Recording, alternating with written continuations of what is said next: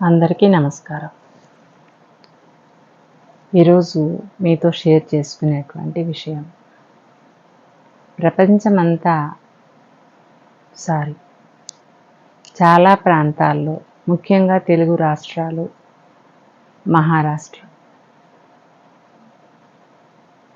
చెప్పాలంటే చాలామంది పండితులు, తెలిసిన వాళ్ళు తెలియని వాళ్ళు బాబా, సాయిబాబా దేవుడా కాదా అనే విషయం మీద ఎన్నో వాదోపవాదాలు చేసుకుంటున్నారు. నేను నాకు తెలిసినటువంటి విషయాలు మీతో షేర్ చేసుకోవాలనుకుంటున్నాను. బాబా 126 సంవత్సరాల క్రితం సమాధి చెందారు. అంటే అంతకుముందు జీవించి ఉన్నారు. ఆయన సమాధి చెంది 106 సంవత్సరాలు 106 సంవత్సరాలు అవుతుంది సాయిబాబా సమాధి చెంది. మరి అంతకుముందు ఆయన జీవించి ఉన్నారు అంటే దాని అర్థం సాయిబాబా ఏ కాలం నాటివాడు? శ్రీరాముడు ఉన్న రోజుల్లోన కాదు, పోనీ శ్రీకృష్ణుడు ఉన్న సమయంలోన కాదు, మహర్షులు ఋషులు తపస్సు చేసుకుంటూ కందమూలాలు తింటూ బతికినటువంటి కృతయుగంలోన కాదు, కలియుగంలో ఉన్నారు. అంటే మనం ఒక విధంగా ఆలోచించాలి అంటే 106 సంవత్సరాల క్రితం బాబా బతికి ఉన్నారు అంటే ప్రజెంట్ ఇప్పుడు నా ఏజ్ వాళ్ళకి తాతగారు బతికి ఉన్న సమయంలో బాబా వారు బతికి ఉన్నారు. అవునా? అంటే ఆయన మనిషే కదా, కాదని ఎవరూ చెప్పలేం. ఇది అందరూ ఖచ్చితంగా అవును అనవలసినటువంటి విషయం. మనలాగే మానవుడే. అయితే ఇక్కడ మీకు మరికొన్ని విషయాలు కూడా తెలియచేయాలి అనుకుంటున్నాను. కొంచెం సావధానంగా వినండి. కబీర్ దాస్ అనే పేరు మీరు వినే ఉంటారు. చదువుకునే రోజుల్లో కబీర్ దోహే అని ఆయన రాసినటువంటి అనేక దోహా అంటే హిందీలో వచ్చేటువంటి ఒక 2 వాక్యాలు, మనకు తెలుగులో పద్యం 4 వాక్యాలు ఉంటుంది, హిందీలో 2 వాక్యాలే ఉంటుంది. దాన్ని దోహా అంటారు హిందీలో. మాలాతో కర్మే ఫిరై జీప్ ఫిరై ముక్వాహి మనువాతో చెహదిక్ ఫిరై యహతో సుమిరన్ నాహి అని ఇలాంటి మంచి మంచి దోహాలు కబీర్ దాస్ రాశారు. ఇంకా సాయిబాబా కాకుండా ఆడవాళ్లలో సతీ సక్కుబాయి అని ఆమె పేరు వినని వాళ్ళు ఎవరూ లేరు. మరి ఈ సక్కుబాయి అనేటువంటి ఈ మహాపతివ్రత ఈమె ఏ కాలంలో పుట్టింది? ఈమె కూడా కలియుగంలో పుట్టినటువంటి ఒక పతివ్రత శిరోమణి, భక్తురాలు, పాండురంగని భక్తురాలు. మీరాబాయి అనడానికి లేదు, ఎందుకంటే మీరాబాయి కృష్ణుడి కాలంలో ఆమె సేవించినటువంటి భక్తురాలు. మీరాబాయిని ఇందులోకి మనం తీసుకోవద్దు. కబీర్ దాస్తో, సాయిబాబాతో, సక్కుబాయితో ఆమెను మనం తీసుకోవద్దు. ఇక పుస్తకాలు చదివారా చదవలేదా అనే విషయాన్ని పక్కకు పెట్టేస్తే సినిమాలు అయితే చూస్తున్నాం అందరం. భక్త తుకారాం అనే సినిమా అయితే చాలామంది చూసి ఉంటారు, ఇప్పటి జనరేషన్ వాళ్ళు కూడా. అందులో తుకారాం అనే భక్తుడు ఈ పాండురంగణ్ణి చాలా కొలుస్తూ ఉంటాడు. ఇప్పుడు తుకారాం మనిషా దేవుడా? మనిషే. అలాగే నామదేవుడు, తులసీదాసు, మరి భక్తపోతన, రామదాసు, త్యాగరాజు, ఇంకా మహారాష్ట్రకు చెందినటువంటి ఇంకా చాలామంది, అక్కలకోట మహారాజు, ఇంకా తాజుద్దీన్ బాబా, ఇలా చాలామంది పేర్లు మనం చెప్పుకుంటూ పోతే వీళ్ళందరూ మనుషులే. వీళ్ళెవ్వరు కూడా పురాణ కాలంలో పుట్టిన వాళ్ళు కారు. రామాయణం, భారతం, భాగవతం రాసినటువంటి రోజుల్లో పుట్టిన వాళ్ళు కారు. ఋషులు, మహర్షులు పుట్టినటువంటి కాలంలోని వాళ్ళు కాదు. వీళ్ళంతా కూడా మనుషులే. ఒక్కొక్కరి జీవితం ఒక్కొక్క విధానంలో ఉంది. తుకారాం జీవితం తీసుకుంటే అతను ఒక కుమ్మరి, కుండలు చేసి అమ్ముకునేటువంటి కుమ్మరి. ఆయనకు పేదవాళ్ళంటే చాలా జాలి, దయ, కరుణ. ఆయన కష్టపడి చేసిన కుండల్ని అమ్మి సొమ్ము చేసుకోవాలని అనుకోకుండా పేదవాళ్ళకి ఇచ్చేసేవాడు.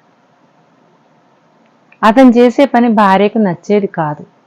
ఆమె ఏమనుకునేది, భర్త అమాయకుడు, తెలివి తక్కువవాడు అని కుటుంబ భారాన్ని తన మీద వేసుకునేది. ఈయనకి ఎంతసేపు పాండురంగా పాండురంగా అని స్మరణ చేయడం సరిపోయేది. కొంతకాలానికి ఆయన భక్తికి పాండురంగడు మెచ్చి పుష్పక విమానంలో ఆయన్ని తీసుకెళ్లారు. ఇది మీ అందరికీ సినిమా ద్వారా తెలుసు. ఇక నిజ జీవితంలోకి వెళ్తే ఆయన ఎన్నెన్ని కష్టాలు పడ్డారో మనకు తెలిసేది కొంచెం. వాళ్ళ జీవిత చరిత్ర కొండంత ఉంటుంది. మనకు తెలిసేది ఆ కొండకు చిల్లు పడితే, చిల్లు అంటే యువతల నుంచి అవతలి కనిపించేంత చిల్లు కాదు, ఒక చిన్న చిన్న గుంటలు గుంటలుగా ఉంటుంది కదా. అలాంటి ఒక చిన్న విషయం కూడా మనకు తెలియదు. మన దగ్గర ఉన్నటువంటి జ్ఞానం అంత తక్కువ అని చెప్పటం. ఆవగింజ అంటారే అలాగా. మనకు తెలిసేది ఆవగింజ అంతా, కానీ మాట్లాడేది మాత్రం కొండంత. అలాగే సక్కుబాయి ఒక స్త్రీ. బాల్య వివాహాలు జరిగిన రోజులలో ఆమె కూడా బాల్య వివాహమే జరిగింది. ఆమెకు అనుకోకుండా పాండురంగడు అంటే తెలియని భక్తి కలిగింది. అత్తమామలు ఇంటి పనులు చేయమని, భక్తి ఏంటి అని, ఆడది భక్తి అని, పూజ అని, విగ్రహారాధన అని పెట్టుకొని కూర్చుంటే ఇంట్లో పనులు ఎవరు చేస్తారు అని ఆ గయ్యాళి అత్తగారు, ఆడబడుచు ఆమెను రాచి రంపాన పెట్టేవారు. భర్త అమాయకుడు, తల్లికి చెప్పలేడు, భార్యకు చెప్పలేడు. ఎవరెన్ని కష్టాలు పెట్టినా భరించింది. కానీ పాండురంగని మీద భక్తి మాత్రం సక్కుబాయి విడువలేదు. చివరగా ఆమె కోసం ఆమె పండరిపురం వెళ్ళి పాండురంగ దర్శనం చేసుకోవాలని ఆమెకున్నటువంటి కోరికను తీర్చడం కోసం ఆ పాండురంగడే సక్కుబాయిని ఆమె భర్త రూపంలో వచ్చి, నువ్వు వెళ్ళు, నేను పంపిస్తున్నాను, నేను అమ్మకు తెలియకుండా జాగ్రత్త పడతాను, నిన్నేమనకుండా చూస్తాను అని భర్త రూపంలో వచ్చి చెప్పి సక్కుబాయిని పండరిపురం పంపించాడు. మళ్ళీ సక్కుబాయి రూపంలో ఇంట్లో ఉండి ఆమె అత్తమామలకు సేవ చేసుకుంటూ అలా భక్తురాల్ని కాపాడాడు. ఇది వింటే ఆశ్చర్యంగా ఉంది కదా మనకి. కలియుగంలో ఒక స్త్రీకి, ఒక భక్తురాలికి భగవంతుడు ఇంతటి కరుణ చూపించడమా? అంటే సక్కుబాయి తన ప్రాణాలైన పోయినా సరే కానీ పాండురంగణ్ణి విడవను అన్నంతగా ఆయన భక్తిలో మునిగింది. మరి అలాంటి భక్తురాల్ని కాపాడడం పాండురంగడికి కూడా బాధ్యత కదా. అందుకని ఆయన కూడా ఆమెను కాపాడాడు. మరి రామదాసు విషయం మీకు తెలియంది కాదు. మామూలుగా కొంత తెలుసు, మీకు సినిమా ద్వారా ఇంకా బాగా తెలుసు. ఆయనకు శ్రీరాముడి మీద భక్తి కలిగింది. ముందు ఆయనకు ఒక నీడ కల్పించాలి, ఒక గుడి కట్టాలి అనే ఆలోచనతోని ప్రభుత్వ ధనాన్ని వినియోగించి రాముడికి ఆలయం కట్టించాడు. మరి ప్రభుత్వం సొమ్ము ఆయన ఖర్చు పెట్టాడు కదా, పర్మిషన్ లేకుండా. దాంతో అతనికి జైలు శిక్ష వేశారు.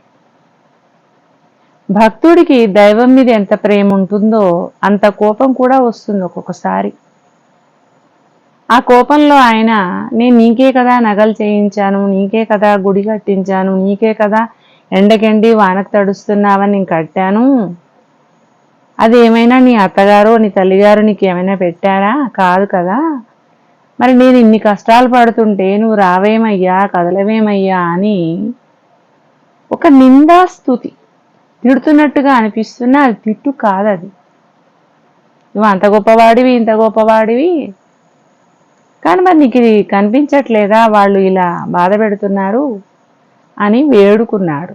అంటే బాధల నుంచి కాపాడమని వేడుకోలా, కనీసం ఆ విధంగానన్నా వచ్చి కనిపించవయ్యా తండ్రి, నిన్ను చూడడం కోసమే కదా నా ఈ కష్టాలన్నీ, నువ్వు కనిపిస్తే ఈ కష్టాలన్నీ కూడా పోతాయి, నీకు కనిపించడానికే తీరిక లేదా? నీకోసం ఇన్ని దెబ్బలు వచ్చుకుంటున్నాను, ఇంత కష్టపడ్డాను, ఇంత గుడి కట్టాను, ఇన్ని నగలు చేయించాను, కానీ నీకు వచ్చి నాకు కనిపించడానికి నీకు తీరిక లేదా, దయ రావట్లేదా అని ఎన్నో రకాలుగా కీర్తన చేశాడు రామదాసు. పొగుడుతూ చేశాడు, తిడుతూ చేశాడు, స్తుతిస్తూ చేశాడు. ఆయన మనసుకు ఎలా భావం వస్తే అలా చేశాడు. ఇప్పుడు రామదాసుని మనం దేవుడు అంటున్నామా? ఎక్కడైనా రామదాస్కి మనము ఒక ఫోటో పెట్టి దండ వేసి చేస్తున్నామా?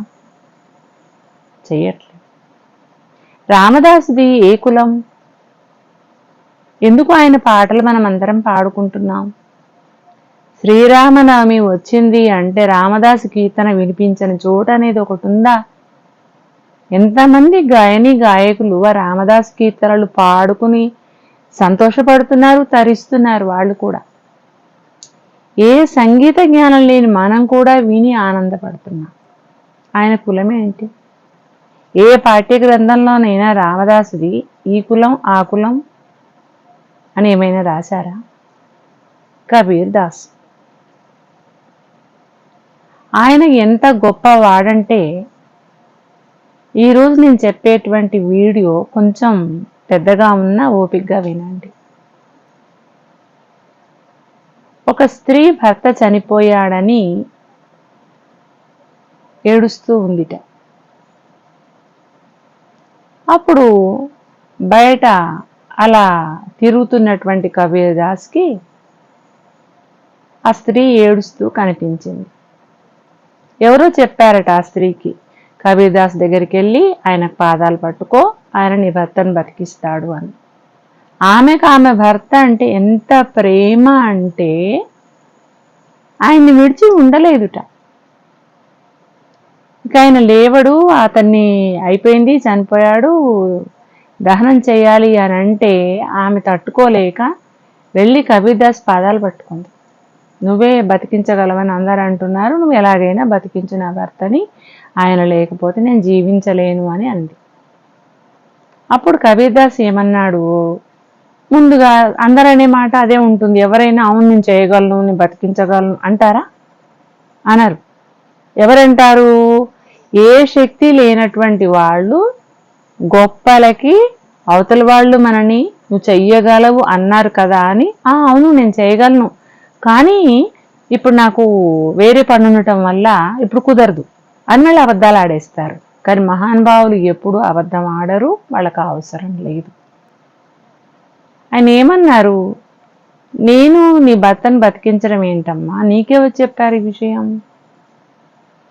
లేదమ్మా, ఇది లోకంలో సహజం, చావు పుట్టుకలు సహజం, అది నువ్వు పొరపాటుగా వచ్చావు అలాగా అని ఎన్నో నచ్చజెప్పే మాటలు అన్నారు. కానీ ఆవిడ విడవల.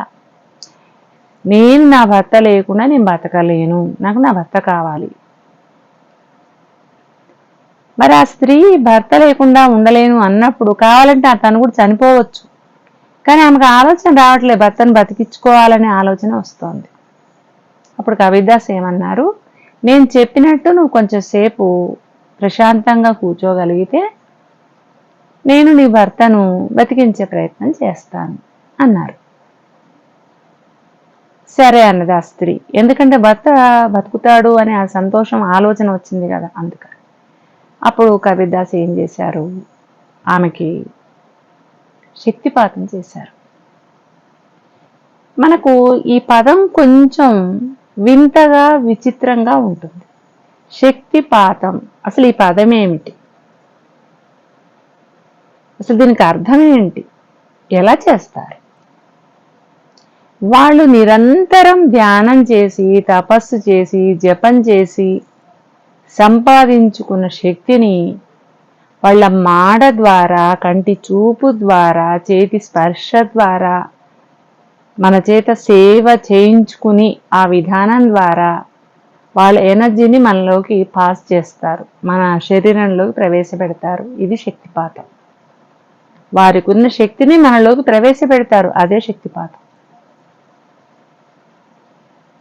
మనకి ఎంత శక్తి మనలో పంపిస్తే సరిపోతుందో, మనకున్నటువంటి కష్టానికి కానీ, బాధకు కానీ, మనం కోరుకున్న కోరికలకు కానీ ఎంత అవసరమో అంతే పంపిస్తారు. మనం ఒక కరెంట్కి ప్లగ్స్ పెట్టుకుంటాం ఇంటి నిండా, లైట్ వెలగడానికి, ఫ్రిడ్జ్ పెట్టుకోవడానికి, కూలర్ పెట్టుకోవడానికి, వాషింగ్ మిషన్ పెట్టుకోవడానికి, మిక్సీలు పెట్టుకోవడానికి బోర్డెన్ ప్లగ్ బాక్స్ ఇంటి నిండా పెట్టుకుంటాం. ఇప్పుడు దాంట్లోకి ఎంత కరెంట్ పాస్ కావాలో అంత పాస్ అవుతే మిక్సీ తిరుగుతుంది. ఓవర్లోడ్ కరెంట్ ఎక్కువ వస్తే కాలిపోతుంది కదా. అలాగే వీళ్ళు శక్తిపాతం అనేది మనకు తగినంతే ఇస్తారు, లేకుంటే మనం కూడా ఆ ఫ్రిడ్జ్లు మిక్సీలు కాలిపోయినట్టే మనం కూడా కాలిపోతాం, సందేహం ఏం లేదు. అలా ఆమెకు శక్తిపాతం చేసి కూర్చోబెట్టారు, కూర్చుంది శక్తిపాతం చేశారు. అలా ఆమె ఎంతసేపు కూర్చుందో ఆయనకు తెలియదు. ఈమె ఏం చెప్పొచ్చింది ఇంట్లో, నేను వచ్చాకనే శవాన్ని కదిలించాలి, అప్పటిదాకా తీయొద్దు అని మాట తీసుకుని వచ్చింది. ఆమెకు శక్తిపాతం చేశాక ఆమె ఆత్మసాక్షాత్కారం పొందింది. ఆత్మసాక్షాత్కారం అంటే ఏంటి అసలు? ఈ శరీరం నేను కాను, ఈ దేహం నాది కాదు, ఈ సొమ్ము కోసం ఏడవడం, ప్రాణాల కోసం ఏడవడం, ఇంటి కోసం, వాకిలి కోసం, బట్టల కోసం, డబ్బు కోసం, బంగారం కోసం, అయిన దానికి కాందానికి ఏడవడం, ప్రతిదానికి ఏడవడం, ప్రతిదానికి ఏడవడం, ఏడవడం, ఏడవడం, ఏడవడం. ఈ దుఃఖించేవాడు ఎవ్వడు? పోనీ మనకు కొన్ని కోట్ల ఆస్తి కలిసి వచ్చింది, విపరీతమైన సంతోషం వేసి ముఖం వెలిగిపోతూ ఉంటుంది దేదీప్యమానంగా. ఆ నవ్వేవాడు ఎవడా, సంతోషపడేవాడెవడు? ఒకడున్నాడు, మనలో ఒకడున్నాడు. వాడికే బంగారం అంటే వెర్రి, బంగారం వేసుకుంటే సంతోషం. వాడికే ధనం అంటే మోహం, ధనం దొరికితే సంతోషం. వాడికే పిచ్చి కోరికలు, రకరకాల పదార్థాలు తినాలని, అవి తింటే వాడికి ఆనందం. ఇంకా ఎన్నుంటాయో చెప్పలేని పైచ్చపు కోరికలు చాలా ఉంటాయి వాడికి, అవి తీరితే సంతోషం, తీరకుంటే దుఃఖం. మరి ఎవడు వాడు, ఎక్కడున్నాడు, చూపించండి బయటికి అంటే వాణ్ణి చూపించలేము. అలా వెర్రి వేషాలు వేసేవాడు ఎవడైతే ఉన్నాడో మన లోపల, నా లోపలే కాదు, మీ లోపలే కాదు, ప్రపంచంలో ఉన్నటువంటి జీవరాశి అన్నిటిలో, ఒక ఆవు, మేక, గొర్రె, కుక్క, అన్ని జంతువుల్ని తీసుకోండి, అన్నిట్లలోనూ ఉన్నాడు, వాడే జీవుడు. కుక్క కూడా అనిపిస్తుంది, అరే వాడింట్లో ఏదో వండుతున్నారు, మంచి వాసన వస్తుంది, వెళ్ళవి తిందామనిపిస్తుంది. అలా అనిపించేది ఎవరికి? వాడిలో ఉన్నటువంటి ఆ జీవుడికి. వెళ్తుంది, ఏదో గిన్నె మూత పడగొడుతుంది, ఎంగిల్ చేస్తుంది, వీపు బాగల కొట్టించుకొని కుయ్యో మర్రో అని వెళ్ళిపోతుంది ఆ కుక్క. మరి ఇది హద్దుల్లో పెట్టుకుంటే, ఆ తినడం అనే కోరికను హద్దుల్లో పెట్టుకుంటే వీపు పగలదు కదా. మరి ఇది హద్దుల్లో పెట్టుకోవాలి అనే విషయము కుక్కకే కాదు, ఆవుకే కాదు, పందికే కాదు, మనిషికి కూడా చాలా అవసరమే. కానీ మరి మనకి ఎలా తెలుస్తుంది? తెలియదు కదా. మనకెవరైనా చెప్పాలి. అమ్మ చెప్తే వింటామా? అసలు అమ్మకేం తెలుసు? అమ్మకు కొన్నే తెలుసు. తల్లి ప్రథమ గురువు అంటాం. ఆమె మనకు కొన్ని మాటలు నేర్పుతుంది, కొన్ని విషయాలు చెప్తుంది. కానీ ఇలాంటి జ్ఞానం ఆమె తెలియదు. ఆమె శక్తిపాతం చేయలేదు కదా. నాన్న కూడా గురువే. ఆయన కొన్ని చేయగలరు, చదువు నేర్పించగలరు, బజార్లు చూపించగలరు, వీధుల్లో ఎలా జాగ్రత్తగా తిరగాలో చెప్పగలరు, సంస్కారం మర్యాద ఇవన్నీ చెప్పగలరు. ఇవేవి చెప్పలేరు. అందుకనే ఎవరైతే ఇలాంటివి సాధన చేసి తెలుసుకుంటారో అలాంటి వాళ్ళనే సద్గురువులు అంటారు. ఇది అందరి వల్ల కాదు, అందరి జన్మలో రాసి ఉండదు, కొద్ది మందికి మాత్రమే సాధ్యము. మనకొక ప్రశ్న ఇప్పుడు, కొద్ది మందికి ఎందుకు సాధ్యం? లక్షల్లో ఒక్కడికే ఎందుకు సాధ్యం? అంటే క్లాసులో ఒక 40 మంది ఉంటే అందులో ఇద్దరే ఫస్ట్ సెకండ్ వస్తున్నారు, మిగతా వాళ్ళందరూ ఎందుకు రావట్లేరు? అంటే వాళ్ళిద్దరు ప్రయత్నం చేస్తున్నారు, ఫస్ట్ రావాలనే ప్రయత్నం వాళ్ళిద్దరూ పోటీ పడి చేస్తున్నారు. అందుకని ఒకడు ఫస్ట్ వచ్చాడు, ఒకడు సెకండ్ వచ్చాడు. ఇద్దరూ ఫస్ట్ రావాలనే ప్రయత్నించారు. కానీ అందులో కూడా ఒక చిన్న సాధన కాస్త ఎక్కువ తక్కువ ఉండడం వల్ల ఒకడు ఫస్ట్ ఒకడు సెకండ్ వచ్చాడు, మిగతా వాళ్ళంతా రాలేదు.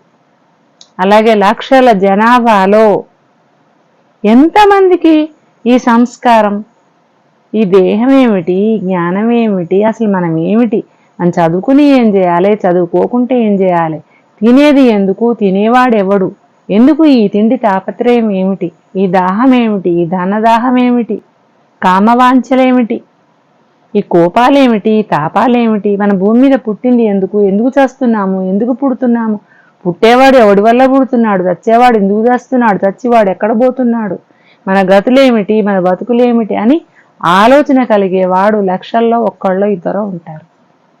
వాళ్ళకే అందరిలాగా బతకకుండా దైవం అంటే ఎవరు, ఎక్కడ ఉంటాడు, ఎలా సేవించాలి, ఎలా పట్టుకోవాలి, ఈ మనలో ఆకలి అని చెప్పేవాడు ఎవడు, చాలు అని చెప్పేవాడు ఎవడు, కావాలి అని చెప్పేవాడు ఎవడు అనేవి గ్రహించడానికి ప్రయత్నిస్తారు. ఎలాగో సాధన చేసి ఎలాగో ఒక గురువుని పట్టుకుని వాళ్ళు ఆ విద్యను సంపాదించి ఆత్మ సాక్షాత్కారం, ఎవడు ప్రేరేపిస్తున్నాడో మనల్ని, ఆకలి తిను చాలు ఇక వద్దు, నాకు పెళ్ళి కావాలి, నాకు ఈ భార్య వద్దు, నాకు సుఖం కావాలి, నాకు తిండి కావాలి అని ఇలాంటి ఎవరు చెప్తున్నారు, ఎవరు వద్దంటున్నారు అనేది వీళ్ళు ఈ సాధన ద్వారా అన్నీ తెలుసుకుంటారు. దాంతో సిద్ధత్వం వచ్చేసి వాళ్ళకి అన్నీ తెలిసిపోతూ ఉంటాయి. వాళ్ళు ఆత్మను చూడగలుగుతారు. మన లోపల ఏ శక్తి వల్ల మనం మాట్లాడుతున్నామో, ఏ శక్తి వల్ల చూడగలుగుతున్నామో, లోపల ఉన్నటువంటి ఏ శక్తి వల్ల మనం ఒక జీవిగా బతికి ఉన్నామో, ఏ శక్తి మన నుంచి వెళ్ళిపోతే మనం శవమైపోతామో దాన్ని వాళ్ళు తెలుసుకున్నారు. వాళ్లే గురువులు, వాళ్లే సద్గురువులు. అది లక్షల్లో ఒక్కళ్ళే ఉంటారు, ఒకళ్ళు లేదా ఇద్దరు. అంతేగా లక్షకు 1,00,000 మంది గురువులైపోరు కదా. క్లాసులో 40 ఉంటే 40 మంది ఫస్టే వస్తారా? అందరికి 100 మార్కులే వస్తాయా? అట్లాగే ఇది కూడాను. ఇలా సాధన చేసిన వాళ్ళే. మరి ఇప్పుడు మనం అనుకున్నట్టు అక్కలకోట మహారాజు ఉన్నారు. మీరు అక్కలకోట వెళ్తే అక్కడ ఆయన వైభోగం ఏమిటి, ఆయన గురించిన చరిత్ర ఏమిటి అనేది మనకు తెలుస్తుంది.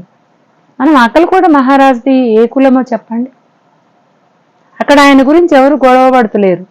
అక్కలకోట మహారాజు ఆయన ఒక గురువు అని, ఆయనకు ఒకటి టెంపుల్ ఉందని, దాని గురించి ఎవరు గొడవ పడుతులేరు.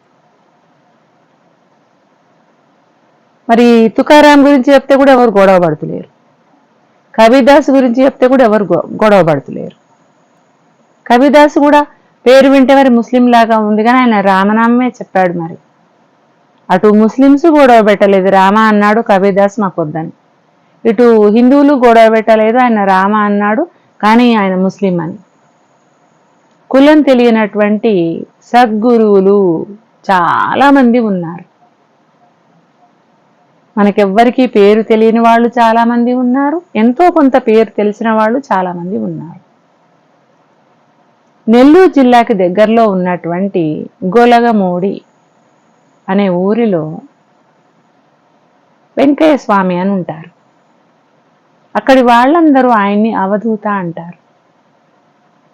ఆయన పుస్తకం ఒకసారి తీసి చదవండి ఎప్పుడైనా. అదేమిటి అంత మారుమూల గ్రామంలో వెంకయ్య స్వామి ఏమిటి, ఆయన అవధూత ఏమిటి అని ఒక్కసారి మీరు అక్కడికి వెళ్ళి ఆ టెంపుల్లో ఎవరైతే ఇప్పుడు ఆయన పూజకి కానీ, ఇప్పుడు షిరిడీలో బాబా ఉన్నట్టు ఆయనకు కూడా అక్కడ పెట్టారు అర్చన చేయటానికి. అక్కడ కూడా ప్రదక్షిణాలు ఒక సిస్టమ్ ఉంది అక్కడ కూడా. వెళ్ళి వెంకయ్య స్వామి సాధారణ మానవుడు కదా, ఈయనకెందుకు ఇంత వైభోగం అని అడగండి. ఆయన అవధూత అని చెప్తారు. మరి వెంకయ్య స్వామి ఏం కులం? మరి వెంకయ్య స్వామి గురించి మనం ఎందుకు అనుకోవట్లేము? మరి ఆయన కూడా అవధూత. ఆయన కూడా బాబాలాగా ఈ మధ్య కాలం వాడు. మరి ఇలా ఇంతమంది ఉంటే ఎవరి గురించి మనం ఇతను ముస్లిం అని, ఇతను హిందూ అని ఎవరిని అనట్లేం, ఎవరి గురించి గొడవ పడుతులేం. మరి ఒక్క సాయిబాబా గురించి ఆయన కులం ఏమిటి, ఆయన మతం ఏమిటి, ఆయన గురువా దేవుడా ఎందుకు మనకి గొడవలు? ఇప్పుడు నేను వెంకయ్య స్వామి అన్నాను, ఆయన దేవుడా?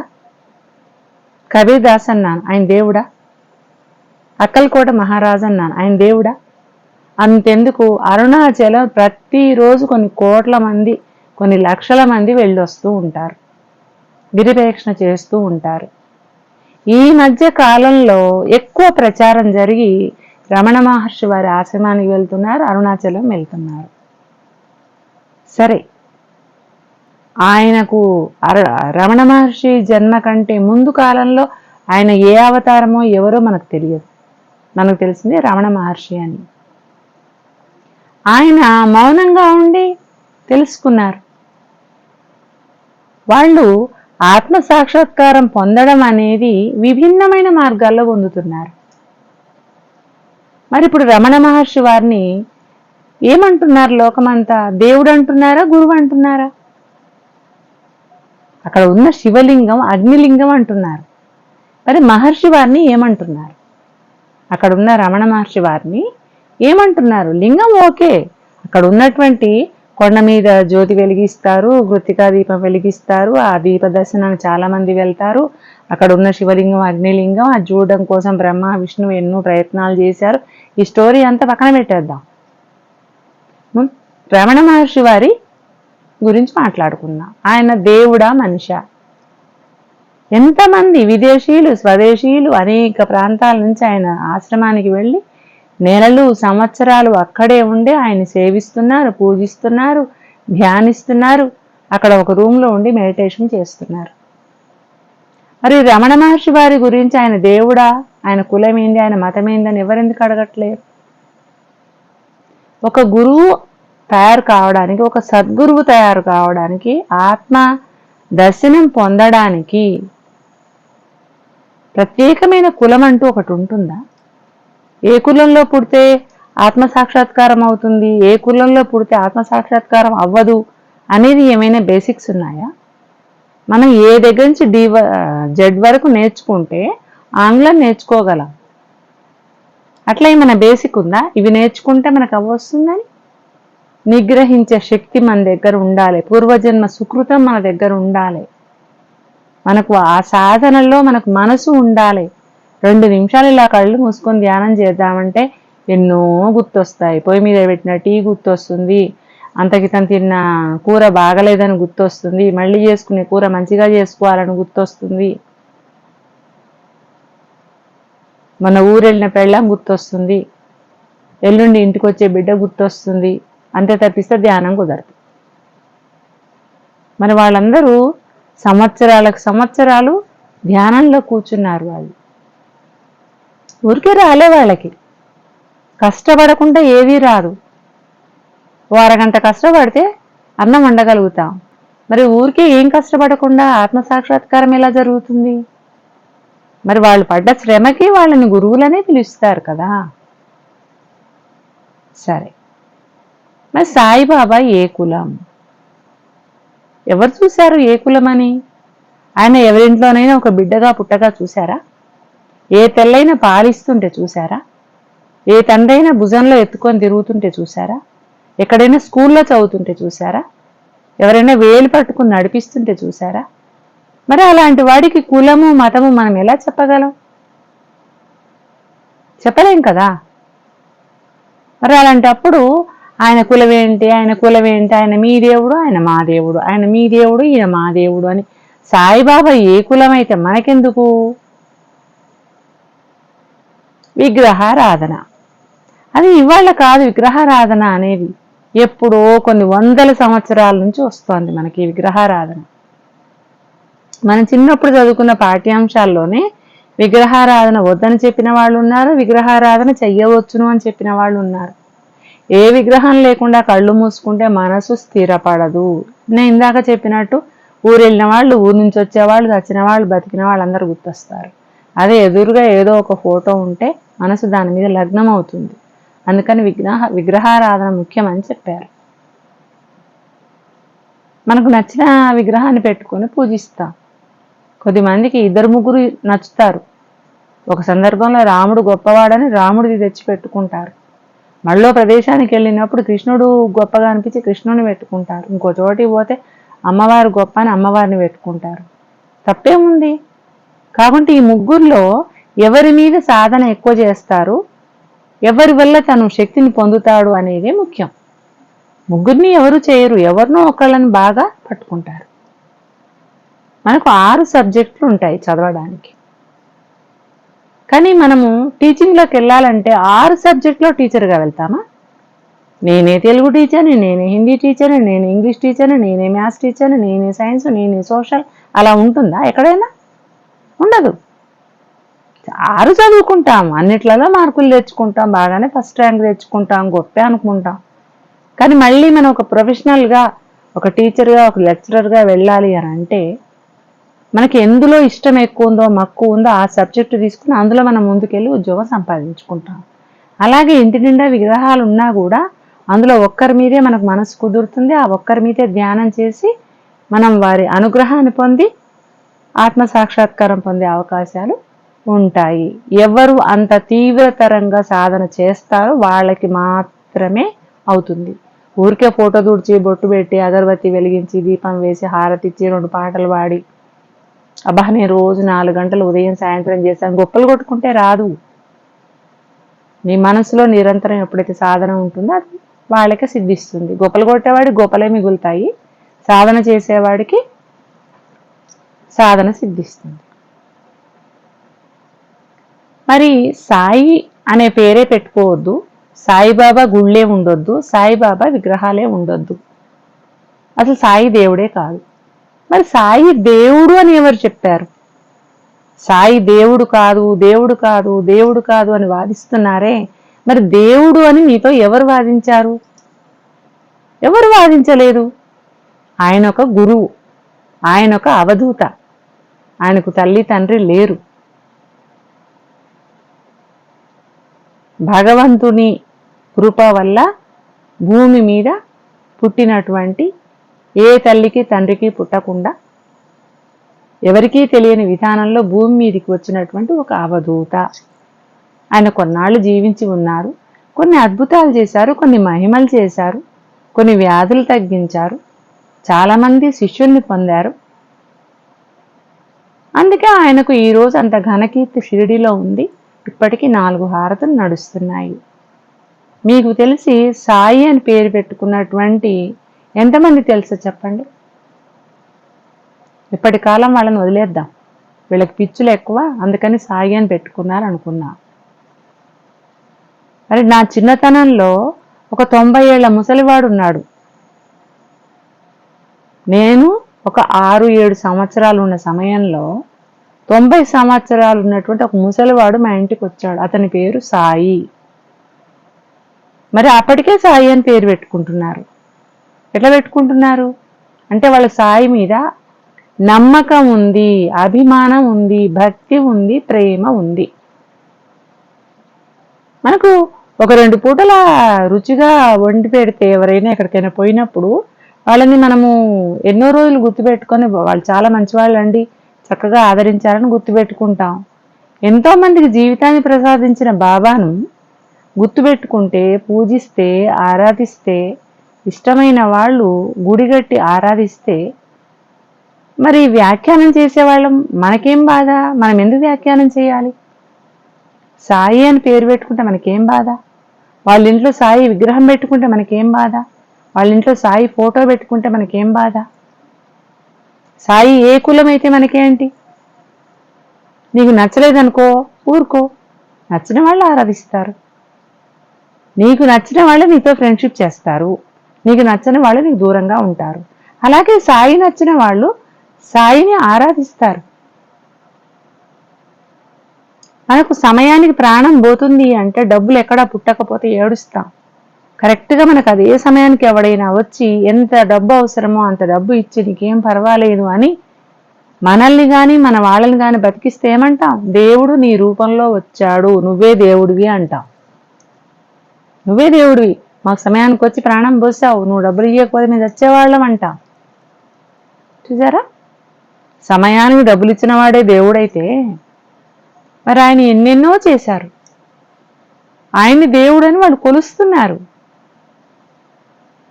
మనకేమన్నా అభ్యంతరమా? ఆయన దేవుడని కొలిస్తే మనకేంటి, గురువని కొలిస్తే మనకేంటి? వాళ్ళ ఇష్టం, వాళ్ళు సాయిబాబాని పిలుచుకుంటున్నారు. ఆయన్నే తల్లి అంటున్నారు, ఆయన్నే తండ్రి అంటున్నారు. సమాధి మందిరంలో సాయిబాబాకు జై అంటారు, ద్వారకామాయికి వస్తే ద్వారకామాయి అంటారు. ఆయన్నే అమ్మ అంటున్నారు, ద్వారకామాయి, మాయి అంటే అమ్మ. ఇక్కడికి వచ్చి అమ్మ అని పిలుస్తున్నారు. సమాధి మందిరికి వెళ్ళి బాబా అయ్యో నువ్వే అంటున్నారు. తల్లి నువ్వే, తండ్రి నువ్వే అంటున్నారు, గురువు నువ్వే అంటున్నారు. కాబట్టి దేవుడు కూడా నువ్వే, అన్నీ నువ్వే అని ఆరాధిస్తున్నారు. వాళ్ళ ఆరాధన మనకు నచ్చకపోతే పక్కకు జరగాలి, అంతవరకు విమర్శించే హక్కు మనకు లేదు కదా. మనకు నచ్చిన వాళ్ళు వాళ్ళకు నచ్చరు, వాళ్ళకు నచ్చిన వాళ్ళు మనకు నచ్చరు. ఒక ఇంట్లోనే తల్లి ఓ కూర చేస్తే ఇంట్లో అందరు ఇష్టంగా తినరు. వాడు ఇష్టంగా తింటాడు, మిగతా 2-3 మొహాలు మార్చుకుంటారు. నువ్వు ఎప్పుడు వాడికి నచ్చిందే చేస్తావు అంటారు. ఒక తల్లి 3 పిల్లల్ని మెప్పించలేదు, ఒక గురువు మెప్పించగలడా? ఎందరో గురువుల్ని దుర్మార్గమైనటువంటి శిష్యులు వాళ్లకు విషం పెట్టి చంపిన వాళ్ళు కూడా ఉన్నారు. శిష్యులు ఎప్పుడు దుర్మార్గులే. ఎవరైతే నిజంగా ఆచరిస్తారో, ఎవరైతే వాళ్ళ మార్గంలో వెళ్తారో వాళ్ళు కూడా గురువు అంతటి వాళ్ళు అవుతారు. గురువుని మించిన శిష్యుడు అంటారే, అలా తయారవుతారు.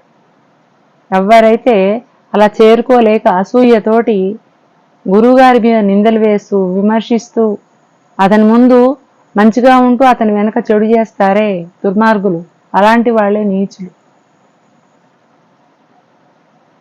ఇప్పుడు మీరు చెప్పండి, సాయిబాబా దేవుడా గురువా? ఆయన ఒక అవధూత. మరి ఆయన విగ్రహాలు పెట్టుకుంటే మనకేమిటి, ఆయన గుళ్ళు కడితే మనకేమిటి? మనం ఎందుకు పడగొట్టాలి ఆ గుళ్ళని? రామాలయం కట్టారు, కొన్నాళ్ళు మనం దానికి కూడా గొడవ పెట్టుకున్నాం. అక్కడ రామాలయం కూలగొట్టారు, మసీదు పెట్టారని గొడవలు పడ్డాము. మరి మనల్ని చూసి కూడా వేరే వాళ్ళు అనుకుంటారు కదా, వీళ్ళకి అంత పిచ్చి ఏంటి, రామాలయం కోసం ఏడుస్తున్నారని. అలాగే వీళ్ళు కూడా. మరి ఇప్పుడు నేను చెప్పిన వీళ్ళల్లో ఎంతమందికి ఎన్ని చోట్ల గుళ్ళు ఉన్నాయి, ఎన్ని ఆలయాలు ఉన్నాయి అని ఒకసారి చూడండి. పాండురంగానికి ఎన్ని గుళ్ళు ఉన్నాయి? మరి తుకారాం కూడా గురువు అన్నాను కదా, తుకారాంకి ఎన్ని గుడులు ఉన్నాయి? బ్రహ్మం గారు అంతకంటే చాలా గొప్ప. మీకు తెలియని విషయం ఏం కాదు, నేను కొత్తగా చెప్పవలసింది లేదు. మరి ఆయన కూడా మానవుడే, ఆయన దేవుడి కాలంలో పుట్టలేదు కదా. ఆయన ఇంకా కాలజ్ఞానం రాశారు, ఆయన రాసిందే జరుగుతోంది ఇప్పుడు ఇంకా. మరి ఆయనకి ఎన్ని గుళ్ళు ఉన్నాయి? సాయిబాబాకు ఎన్ని గుళ్ళు ఉన్నాయి? ఆలోచిస్తే ఎవరికి ఎన్ని ఎక్కువ ఉన్నాయి, ఎవరికి ఎన్ని తక్కువ ఉన్నాయి, ఎవరి మీద ప్రజలకు అభిమానం ఎక్కువగా ఉంది అనేది మీకే తెలుస్తుంది. అభిమానం ఉంటేనే కదా ఒక ఊరిలో 10 సాయిబాబా ఆలయాలు కట్టి ఉన్నాయి అంటే ఎంత అభిమానం ఉంటే ఆ భక్తులు కట్టుకుంటున్నారు. మిమ్మల్ని ఏమి వాళ్ళు బలవంతంగా సాయిబాబా గుళ్ళోకి రమ్మని పిలవట్లేరు, మిమ్మల్ని ఆరాధించమని చెప్పట్లేరు, మిమ్మల్ని పూజించమని చెప్పట్లేదు. ఇది ఈరోజు నేను మీకు చెప్పాలని అనుకున్నాను. ఎందుకు అనుకున్నాను అని మీరు అనుకోవచ్చు. నీకేం అవసరం, నువ్వు ఎందుకు చెప్పాలనుకున్నావు అంటే, ఈ మధ్య కాలంలో ఎక్కడ విన్నా ఇదే టాపిక్. మనకు నచ్చినట్లు మనం బతికే అవకాశం మనకు లేదా? మనకు నచ్చిన వాళ్ళని ఆరాధిస్తాం, నచ్చిన వాళ్ళని పూజిస్తాం, నచ్చిన వాళ్ళని గురువు అంటాం. దానబోయే దానయ్యను ఒరే గురువు అని పిలుచుకుంటాం, కానీ నచ్చిన అతన్ని గురువు అని పిలిచి ఆరాధించడం తప్ప. సంబంధం లేకుండా బాసు అని పిలుస్తారు, గురువు అని పిలుస్తారు, సార్ అని పిలుస్తారు, రకరకాలు పిలుస్తారు. సంబంధమే ఉండదు. సార్ అని ఎందుకంటున్నావో తెలియదు, గురువు అని ఎందుకంటున్నావో తెలియదు, బాసు అని ఎందుకంటున్నావో తెలియదు, అయినా సరే పిలుస్తారు. కానీ వాళ్ళు ప్రేమగా భక్తితో ఆరాధన చేస్తూ బాబా బాబా అని వాళ్ళు ధ్యానం చేస్తూ ఆనందంతో వాళ్ళంతా ఉంటే, మరి ఎవరైతే విమర్శలు చేస్తున్నారో, ఎవరైతే ఈ బాబా పురాణ కాలం నాటి వాడు కాదు అని విమర్శిస్తున్నారో ఒక్కసారి ఇది ఆలోచించాలి. ఆయన పురాణం కాలం నాటి వాడు అని నేను చెప్పట్లేను. ఇప్పుడు నేను చెప్పిన పేర్లలో ఎవరు కూడా రాముని కాలం నాటి రోజుల్లో కాదు, కృష్ణుడు కాదు, అటు మహర్షులు ఉన్నటువంటి కాలంలో కూడా కాదు. ఇక ఇంకొకటి ముఖ్యంగా ఒక చిన్న విషయం మీకు చెప్పాలి. కులము మతము అంటే మనం ఎంతో ఆరాధించే వశిష్ఠుడు, మనకైతే నిజంగా ఎన్టీ రామారావు ఒక అద్భుతమైనటువంటి మేలు చేశారు. Cinema actor NT Ramarao, senior NT Ramarao, Nandamuri Taraka Ramarao. ఏంటంటారా, దానవీర శూరకర్ణ సినిమా తీసి అక్కడ దుర్యోధనుడు ధర్మరాజు వాళ్ళు ఆ విలువిద్య పోటీలో ఉన్నప్పుడు కర్ణుడికి అతను క్షత్రియ కులం కాదు, విలువిద్యకు పనికిరాడు అని మాట్లాడినప్పుడు ఆ దుర్యోధనుడు అంటాడు, కులము కులము అని అంటావు ఏమిటయ్యా, నీదే కులం, నువ్వెప్పుడు పుట్టావు, నువ్వెక్కడ పుట్టావు ఏమిటి అని అంటాడు. వశిష్ఠుడు ఏ కులము, మన కులం ఎప్పుడో భ్రష్టు పట్టిపోయింది, ఇంకా కులం కులం అంటావేంటి అని అంటాడు.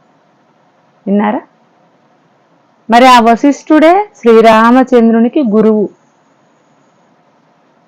ఒక చేపలు పట్టేటువంటి ఒక బెస్త కులంలో, బెస్త అంటే గంగా పుత్రులు అంటున్నాం కదా ఇప్పుడు మనం, ఆ గంగాపుత్రులకు జన్మించినటువంటి ఆమెకు వ్యాసుడు పుట్టాడు. సత్యవతి అని ఆమెకు ఇతను పుట్టాడు,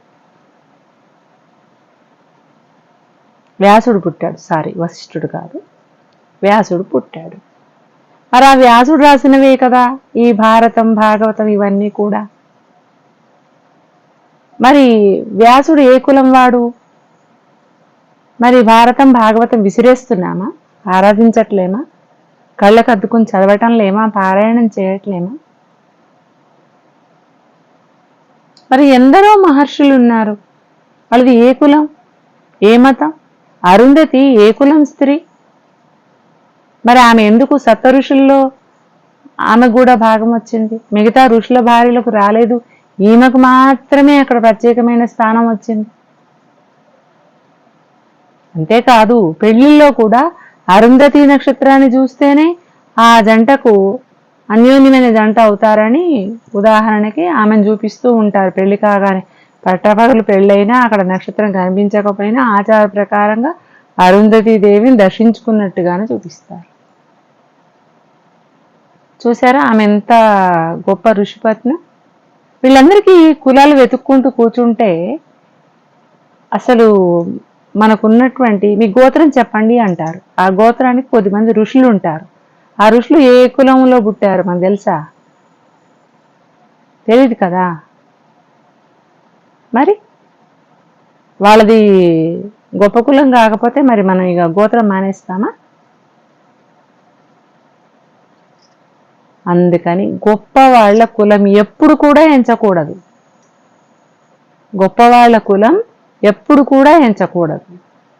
వాళ్ళు ఏ కులంలో పుడితే మనకేంటయ్యా, వాళ్ళు మనకు మంచి చేశారా లేదా అని ఒకటే ఆలోచించాలి. నేను ఈరోజు ఇదే చెప్పాలనుకున్నాను. సాయిబాబా ఏ కులం అయితే మనకేమిటి, ఈ కులం గురించిన విమర్శలు ఏ గురువు గురించి మనకొద్దు. రెండవది, ఆయన దేవుడా గురువా అని చాలా ఇబ్బంది పడుతున్నారు. ఇప్పుడేదో సాయిబాబా మన ఎదురుగా ఉండి ఆయన్ని బలవంతంగా పోయి ప్రార్థించండి అన్నట్టు చేస్తున్నారు. వాళ్ళకి ఇష్టమై వాళ్ళు ప్రార్థించుకుంటే మన సొమ్మేం పోయింది చెప్పండి. అందుకని కుల విమర్శ చేయకుండా ఆయన గురువా దేవుడా అని మీరేం బాధపడక్కర్లేదు. ఎవరు ఆరాధిస్తున్నారో వాళ్లకు ఆయన గురువో దేవుడో వాళ్ళకి ఎట్లా అనిపిస్తే అట్లా పూజించుకొనివ్వండి. మరి రాముడు బతికి ఉన్నప్పుడు ఎవరు రాముని దేవుడు అని అనలే. దశరథుడు నా కొడుకు దేవుడు అని అనుకోలే. సీతమ్మ తల్లి రాముడు దేవుడు అని అనుకోలేదు. విభీషణుడు అనుకోలేదు. ఎవ్వరూ అనుకోలేదు. ఆ త్రేతాయుగం ముగిసిపోయిన తర్వాత అప్పుడు రాముడే దేవుడు అన్నారు. మరి ఆయనతో పాటు జీవించి ఉన్నటువంటి అప్పటి ప్రజలు అనుకోలేదు దేవుడని. మరి ఇప్పుడు దేవుడని మనం అంటున్నాము. ఎందుకు? మనకు ఆయన విష్ణుమూర్తి అవతారం అని తెలుసు కాబట్టి మనం దేవుడు అంటున్నాం. కృష్ణుడి కూడా ఎవరూ దేవుడు అనలేదు, కానీ ఇప్పుడు అంటున్నాం. ఎందుకు? ఆయన కూడా విష్ణుమూర్తి అవతారమే అని. మరి ఇక్కడ ఎవరు సాయిబాబాని దేవుడు అంశాన్ని చెప్పట్లేరు కదా. ఇప్పుడు నేను చెప్పిన గురువుల పేర్లు ఎవరు కూడా వీళ్ళెవ్వరూ ఆ దేవుడు అంశ ఈ దేవుడు అంశ అని చెప్పట్లేరు కదా. వీళ్ళంతా కూడా గురువులే. ఆ గురువు మీద ఉన్న అధికమైన ప్రేమతో దేవుడు అంటున్నారు. దయచేసి బాబా కుల మతాల గురించి, బాబా దేవుడా గురువా అనేటువంటి వాదోపవాదాల గురించి విమర్శిస్తున్న వాళ్ళందరూ ఇదొక్క విషయం అర్థం చేసుకుని ఎవరికి నచ్చిన వాళ్ళను వాళ్ళు ఆరాధిస్తారు. మనకెందుకు అని మీరు సహనంతో గొడవలు పెంచుకోకుండా ఉంటే బాగుంటుంది అనే ఒక ఉద్దేశంతో నేను ఈ వీడియో చేశాను. ఆల్రెడీ మనకు అక్కడ ఒక యుద్ధం జరుగుతోంది కదా విడవకుండా. మళ్ళీ మనకు ఈ యుద్ధం ఎందుకు? ఇప్పుడు ఆ యుద్ధం చేసేవాళ్ళు ఇరాన్ ఇరాక్ వాళ్ళు ఉన్నారు కదా. ఆ యుద్ధాలు చేసేవాళ్ళు ఏవో 2 బాంబులు ఇసురు కొట్టారంటే అందరం చంకనాకిపోతాం. అలాంటప్పుడు బతికుండే ఈ 4 రోజులు హాయిగా మీకు నచ్చిన విధానంలో మీరు బతకక ఈ గొడవలు ఎందుకు చెప్పండి? ఆల్రెడీ యదువంశంలో ముసలం పుట్టినట్టు మనకు యుద్ధం నడుస్తూనే ఉంది. ఎప్పుడు ఎవడేం బాంబు విసురుతాడో ఎవడెక్కడ చస్తాడో తెలియదు. మళ్ళీ ఇందులోనే ఈ కుమ్ములాటలు ఆయన దేవుడా ఆయన గురువా, ఆయన దేవుడా ఆయన గురువా అని. ఆ శాస్త్రంలో లేదు, ఈ శాస్త్రం లేదు అని. ఒక మనిషిని, ఒక వ్యక్తిని ఆయన ఆరాధించడానికి, గురువు అని నమ్మి ఆయన పూజ చేసుకోవటానికి మనకు రామాయణ భారతాల్లోనే ఉండాలా? మరి ఆయన రామాయణ కాలంలో పుట్టలేదు సాయిబాబా. మరి ఏం చేద్దాము? భారత కాలంలో ఆయన పుట్టలేదు. మనం కూడా రామాయణ కాలంలో ఉన్నామో లేదో తెలియదు, భారత కాలంలో ఉన్నామో లేదు. అయితే మనం మనుషులం కామా? మనలో ఎవరైనా సాధన చేసి ఒకవేళ గొప్పవాళ్ళం అయిపోతే మనం కూడా వేస్టేనా? మనల్ని కూడా అంతే తిట్టిపోస్తారు కదా, చీచీ వీడు కులం లేదు మతం లేదని.